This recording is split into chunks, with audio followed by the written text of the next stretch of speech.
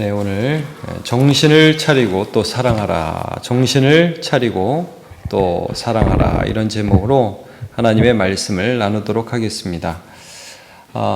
이제 베드로 사도가 흩어진 여러 교회에 이제 편지를 하고 있는데, 그 당시 교회는 많은 고난 가운데 있었습니다. 베드로도 로마 감옥에서 아마 이 글을 썼을 것이라고 추정되는데, 로마의 많은 핍박과 고난 가운데, 환난 가운데 있는 성도들이 어떻게 믿음을 지키며 살아가야 하는지를 말씀하면서 그들이 받은 구원이 목적이 있다고 그랬죠. 나 천국 가, 이 정도가 아니라, 여러분 우리가 천국 가려고 그러면 예수 믿자마자 죽으면 제일 좋죠.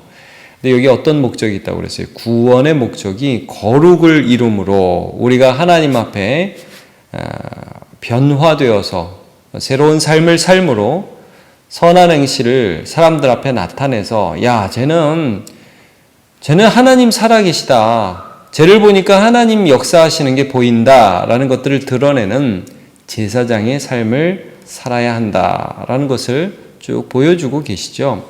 그래서 고난 가운데에서도 너희가 어떻게 선한 양심을 가지고 살아가야 하는가 하는 것을 봤습니다. 이 예수님이 고난 가운데에서 육체로 십자가를 지시고 또 영으로는 살리심을 받으시면서 그 하나님을 향하여 선한 양심을 가지셨다고 그랬어요. 여러분 어제 이제 본문을 보시면 이것들을 이렇게 나타내죠. 3장 15절 보시면, 15절과 16절 보시면요, 너희 마음에 그리스도를 주로 삼아 거룩하게 하고 너희 속에 있는 소망에 관한 이유를 묻는 자에게는 대답할 것을 항상 준비하되 온유함과 두려움으로 하고. 고난 가운데 너 왜 이렇게 참니? 너 무슨 소망이 있니? 물을 때 항상 준비를 하는데 항상 선한 양심을 가지라. 하나님을 향한 그 믿음을 가지라. 왜 선한 양심이라고 그랬냐면요, 우리가 이제 고난 가운데 마음이 상처받고 힘들고 그러면 이 악독이 올라오고 쓴뿌리가 올라오고 막 원망이 올라오고 그러잖아요. 하나님을 향한, 하나님 이 모든 것들을 통해서 하나님께서 이루실 것들을 나는 바라봅니다. 그래서요, 여러분, 예수님의 십자가를 쭉 이제 3장 마지막에 비유하면서 뭐라고 말씀하냐면, 21절을 보세요. 21절에, 3장 21절입니다. 물은 예수 그리스도께서 부활하심으로 말미암아 이제 너희를 구원하는 편이고 세례라. 노아의 홍수 때에 있었던 일을 예수 그리스도의 십자가로 같이 이제 연결해서 비유하고 있지 않습니까? 비교하고 있지 않습니까? 자, 곧 세례라. 육체의 더러운 것을 제하여 버림이 아니요 하나님을 향한 선한 양심의 강군이라 라는 말씀. 여기서 선한 양심을 또 말씀을 하는데, 그는 하늘에 오르사 하나님 우편에 계시니 천사들과 권세들과 능력들이 그에게 복종하느니라. 예수님이요, 여러분 십자가에서 달려 돌아가실 때에 악에 바쳐서 돌아가지 않으셨어요. 하나님 내 영혼을 아버지 손에 부탁하나이다. 하나님을 향하여 이 십자가를 통해서 이루실 것들을 바라보면서 이 고난과 고통을 이기셨잖아요. 노아의 홍수의 때도 보면 하나님께서, 예수님께서 그 당시에도 역사하셔서 어떤 역사를 하신 거예요. 방주를 주신 거예요. 그러니까 쓸어버린 게 다가 아니라 방주를 주셔서 이 백성들 가운데 믿음이 있는 자들을 구원해 주셔서라는 하나님의 뜻이 나타났죠. 그러니까 이 악한 마음이 아니라 선한 양심의 강구를 가지고 있었던 거예요. 오늘 본문이 어떻게 시작하냐면요, 여러분 1절 보시죠. 그리스도께서 이미 육체의 고난을 받으셨으니, 이렇게 십자가를 지셨으니, 고통 가운데 있으셨으니 너희도 같은 마음으로 뭐예요? 선한 양심을 가지고 갑옷을 삼으라. 무슨 말씀입니까? 여러분 우리가 고통당하면 죄 지을 수가 있다는 거예요. 육체의 고난을 받은 자는 죄를 그쳤음이니. 여러분 사실 말이 안 되죠. 육체의 고난을 받으면 죄를 그쳐요? 여러분 고난을 당하면, 아픔이 있으면 죄를 더 짓습니다, 사람은. 왜냐하면 힘드니까요. 술도 더 마시게 되고요, 남도 더 욕하게 되고 원망하는 마음도 더 나아요. 광야에 들어가서 일단 마실 물이 없으면 모세를 비방하게 돼 있다는 거예요. 근데 육체의 고난을 받은 자는 예수님과 같이 선한 양심, 하나님 내 영혼을 아버지 손에 부탁하나이다, 저들을 구원하여 주시옵소서. 그러니까 하나님 아버지를 향한 믿음 있죠. 그 믿음을 가지고 죄악을 이겨라, 이 말씀이에요. 그렇게 할 수 있다. 그렇게 하면 너희 착한 행실을 보고 사람들이 하나님께 영광을 돌린다. 여러분 오늘 본문 맨 끝에를 보세요.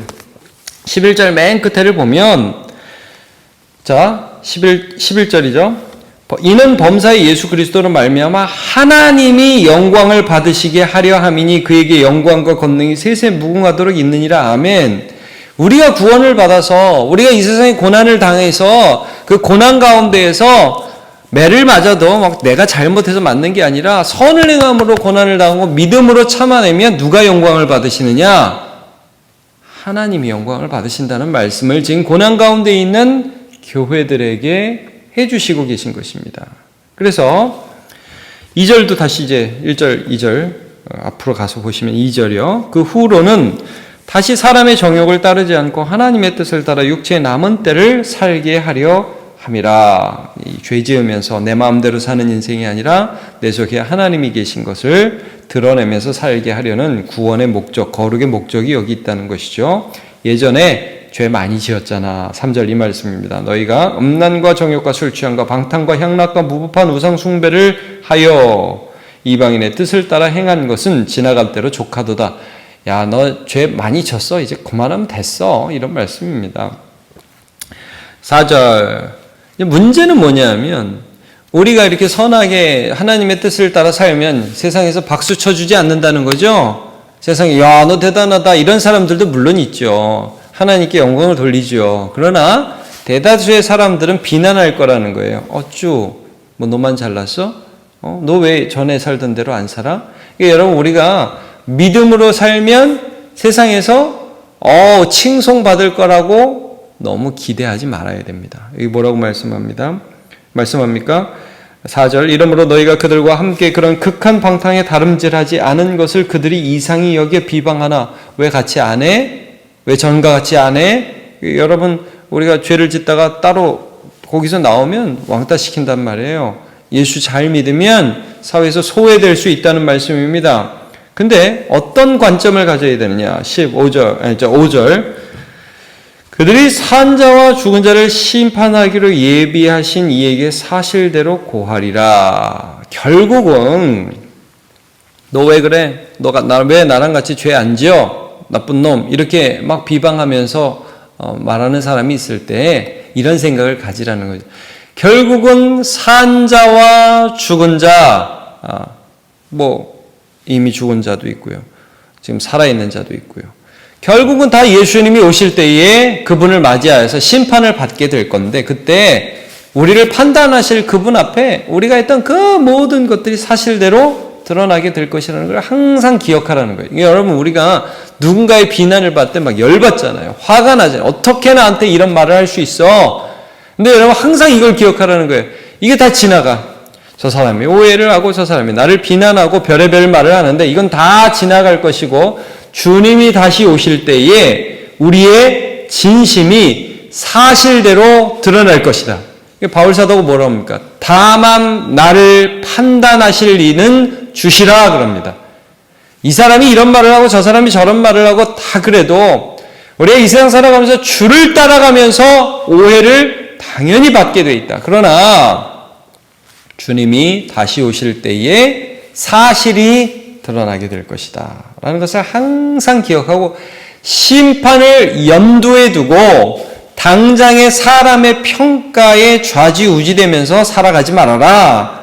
주님이 나를 평가해 주실 것이다 라는 것을 항상 염두에 두고 살아가라는 말씀을 해줍니다. 그래서 여기 지금 난해 구절이 6절인데 이를 위하여 죽은 자들에게도 복음이 전파되었으니 이게 이제 좀 사람들이 어려워하는데 베드로전서에 보면 옥에 있는 영들에게 전파하셨다 주님이 이런 말씀이 이제 어제 본문에도 나오지 않습니까?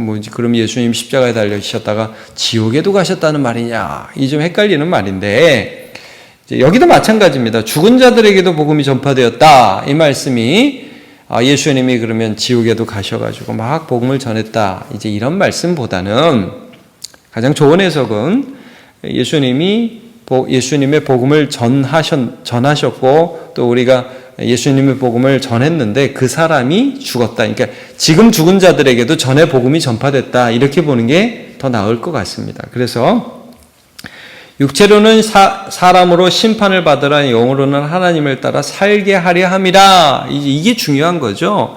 우리가 한 번 죽는 것은 사람에게 정해진 것입니다. 그러나 그 사람이 결국 하나님의 심판대 앞에 서게 될 텐데 하나님을 향한 삶, 죄 짓는 삶이 아니라요. 하나님을 향한 삶을 살게 하려고 하나님께서 복음을 전하셨다. 이런 표현으로 우리가 보면 되겠습니다. 이게 사실은 베드로전서 3장 18절 말씀과 이어지는 겁니다. 여러분 3장 18절 보시면요. 그리스도께서도 단번에 죄를 위하여 죽으사 의인으로서 불의한 자를 대신하셨으니. 그러니까 여러분 예수님이 십자가 뭐예요?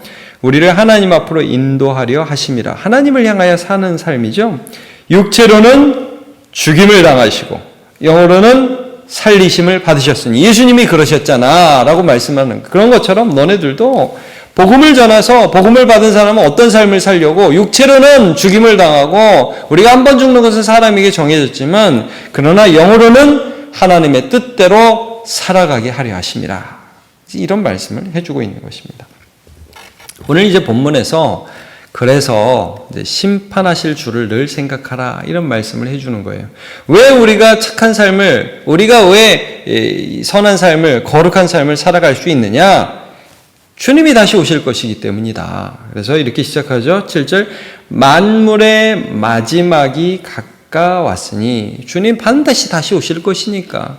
이런 하루하루 지나면서 마지막이 더 가까워 오는 거예요. 우리가 세상의 종말은 반드시 올 것이고 개인의 종말은 더 확실하고 언제일지 모르지만 주님이 오라 하시면 우리가 갈 거는 너무 확실하니까. 여러분 주님이 오라고 그러시면 우리가 다 놓고 가야 되잖아요. 지금이 기회잖아요. 그러니까 어떻게 살아야 되느냐? 죄 짓지 마라 이거예요.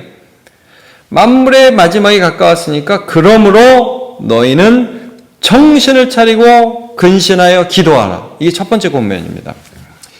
이게 여러분 이 원문은 기도함으로 정신을 차리고 근신하라 이런 뜻입니다. 기도를 해서 항상 너희 자신이 깨어서 정신을 차려 있는 상태가 되라. 왜냐하면 사람들이 죄 짓자고 그러니까. 여러분 이제 이 말씀이 상당히 고린도전서 말씀하고 좀 연결이 되죠. 우리가 지난주 지지난주 봤는데 어떤 거예요? 부활이 없다고 그러는 사람은 항상 서로 죄 짓자고 그러죠. 부활이 뭐 있어? 죽으면 끝이지. 그냥 이 땅에서 적당히 살면 되지. 이 땅에서 누리는 게 다지. 여러분 이 땅에서 누리는 게 다가 아니라고 말씀하시죠. 이 땅을 지나간다고 말씀하시죠. 그러니까 야 누가 이 땅이 다라고 그러고 적당히 죄 지으면서 사자고 그러면 정신을 차리고 기도하면 하늘이 보이고 하나님 앞에 나아가면 이 세상이 다가 아닌 걸 너네가 알 수 있으니까 기도를 해서 깨어 있어요. 속지 말라는 거예요. 악한 친구들은 너희들 행실을 더럽히지만 너네 기도할 때마다 영생을 바라보고 죄는 우리를 무감각하게 하는 거예요. 여러분 하나님을 향한 무감각이 죄예요. 죄가 뭐예요? 하나님이 계시다는 걸 알면서도 그냥 막 사는 거예요. 그게 죄예요, 여러분. 왜 거짓말을 해요? 하나님이 계신 걸 자꾸 잊어버리니까. 여러분 하나님이 우리 안에 계시다. 코람돼요. 하나님이 계시면 요셉같이 아줌마가 와가지고 주인집 아줌마가 와가지고 동침하자고 그래도 아니 하나님께 내가 어떻게 죄를 지어요? 이럴 수 있잖아요. 죄는 무감각이에요. 무감각. 하나님이 계시다는 걸 자꾸 잊어버리는 거예요. 기도는 뭐예요? 하나님이 계시다는 것을 기억하는 거예요. 그래서 우리가 시험에 들지 않게 깨어 기도하라. 주님이 말씀하셨죠. 첫 번째로 죄를 짓지 마라. 만물의 마지막이 가까웠다. 주님처럼 하나님께 소망을 두고 영광을 돌려라. 첫 번째, 죄를 짓지 마라. 결론은 근데 항상 이것도 고린도전서 일맥상통하는데요. 그 다음 절 8절을 보시면요. 무엇보다 뜨겁게 서로 사랑할지니 그랬어요. 결론이 그래서 사랑이에요. 사랑. 고린도전서도 그 말씀 하시죠. 결론은 서로 사랑하라는 거예요. 근데 사랑에 대해서 여기 부언을 첨가를 하죠. 사랑이 뭐냐? 서로 잘 지내는 게 사랑이에요. 사랑은 허다한 죄를 덮느니라 그랬어요. 허다한 죄를 덮느니라. 그러니까 이것도 무슨 말씀입니까? 누가 죄를 지었어. 됐어. 쉬쉬 하고 넘어가자는 그런 뜻이 아니에요. 이제 강한 자가 약한 자의 약점을 담당하면서 함께 끌어주면서 그 공동체를 이루어가는 거예요. 고린도전처럼 말하자면 손과 발과 입과 눈과 귀와 코가 있어서 각자 제 역할을 하면서 함께 약한 점을 보완하면서 가는 거예요. 눈은 잘 보죠. 맛은 못 보잖아요. 냄새는 못 맡잖아요. 이런 걸 서로 보완하면서 함께 가는 거예요. 허다한 죄를 덮고 허다한 약점을 덮고 이 형제가 아직 이게 안 돼. 부족해. 그러면 좀 더 잘하는 사람이 그걸 이끌어가면서 함께 가는 거예요. 그러니까 우리가 종말이 가까움을 볼수록 주님이 가까워 오심을 보면 볼수록 해야 될 일은 첫 번째는 죄를 안 짓는 거고 깨어있는 거고 두 번째는 사랑하는 거라는 거예요. 여기까지 가라는 거죠. 근데 그 사랑이라는 게 뭐냐면 마치 고린도서 13장에 사랑은 오래 참고 온유하고 교만하지 않고 자기의 유익을 구치 않고 이 모든 것이 뭐예요? 남의 약점을 보완해 주는 것이죠. 그럼 구체적으로 뭐냐? 대접이라는 거예요. 여러분 구절 보시면. 대접하기를 이것도 중요해요. 대접을 하는데 어떻게 해요? 원망 없이. 그러니까 대접을 하는데 속으로 나는 진짜 왜 이렇게 쟤는 안 하는 걸 내가 해야 되냐. 여러분 마르다가 그랬죠. 예수님께 대접을 하는데 마리아가 말씀을 듣고 있는데 원망이 생겨요. 왜? 내가 쟤보다 더 힘든 것 같으니까. 사랑이 그렇게 되면 안 된다는 거예요. 여러분 그래서 교회에서 섬길 때 잘 보세요. 저도 그게 중요하다고 봐요. 여러분 목사가 장로가 또 권사가 또 여러분 직분을 맡아서 여러 가지 일들을 하시는데 기쁨으로 하시기를 바랍니다. 기쁨으로. 너무 많은 것을 하면서 내 마음에 원망이 생기면 안 돼요.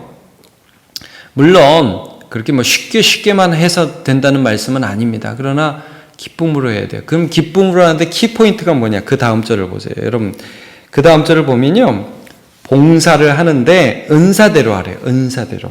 자 10절이죠. 각각 은사를 받은 대로 하나님이 여러 가지 은혜를 맡은 선한 청지기 같이 서로 봉사하라. 지금 이게 다 일맥상통합니다. 뜨겁게 사랑하는 것, 죄를 덮는 것, 원망 없이 하는 것, 은혜를 받은 청지기처럼 은사 받은 대로 하는 것. 구체적으로 그 다음 절에 그걸 설명해요. 자, 말을 해요. 여러분 설교를 해요. 근데 막 너무 열심히 준비해가지고 막 그런 건 물론 중요하죠. 열심히 준비하는 거 중요해요. 근데 내 노력과 내 지식과 막 내 진액을 짜내는 게 아니라 설교자는 성령의 대언자가 돼야죠. 성령께서 하시는 말씀을 잘 대언해서 하나님의 통로가 되면 돼요. 여러분 교회에서 섬기실 때, 가정에서 섬기실 때, 야 우리 엄마는 진짜 막 진을 짜내.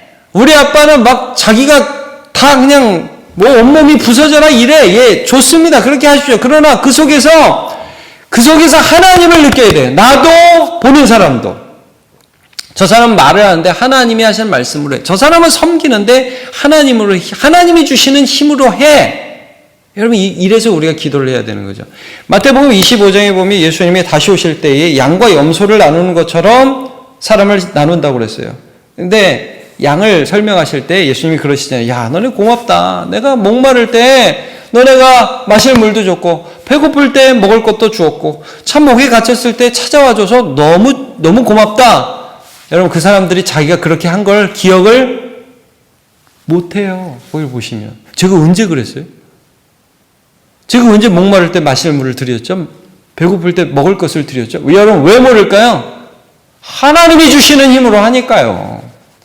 하나님이 주시는 능력으로 하니까 하면서 하나님이 나 도와주시는구나 하니까 힘들지만 그 가운데 기쁨이 같이 있어서 지나가는 거예요. 여러분 우리가 봉사하고 나서 무슨 일을 하고 나서 나는 정말 너무 수고했어. 내가 생각해도 너무 잘했어. 하나님 나한테 복 주셔야 돼. 이런 생각이 들면 조심해야 됩니다. 오히려 하나님 감사합니다. 원래 나 같은 사람이 섬길 수 있는 은혜 주셔서 감사합니다. 저 같은 사람이 하나님의 마음으로 누군가 대접할 수 있어서 감사합니다. 그래서 제가 우리 성도들 대접하시는 거 보면 제가 은혜 받을 때 많아요. 왜냐하면 대접하시면서 기뻐하세요. 섬기면서 기뻐하세요. 이거 하나님 주시는 힘으로 하는 거라고. 여러분 그게 잘하시는 겁니다. 그게 사랑하는 것입니다. 그게 원망과 시비가 없이 섬기는 것입니다. 여러분 오늘 이제 말씀 정리합니다. 베드로 사도는 고난 가운데 있는 성도들이 어떤 삶을 살아야 되는지를 말씀해 주고 있어요. 선한 양심을 가지고 죄 지으면서 살지 말라는 거예요. 정신을 차리고 깨어 있으래요. 하나님을 향하여 기도하면서 내가 혹시 죄의 유혹에 빠지고 있지 않나? 주님이 다시 오실 때 내가 그분을 만나기에 합당한가? 늘 깨어 있고요. 또 하나 서로 사랑하래요. 뜨겁게 서로 원망 없이 대접하고 또 하나님의 은사를 받은 대로 봉사해라 말씀을 합니다. 그래서 주님 다시 오실 때에 맞을 준비를 이렇게 정신을 차리고 또 사랑함으로 하는 저와 여러분 되시기를 축복합니다. 기도합니다. 하나님 감사합니다. 오늘 하나님의 말씀 함께 보았습니다.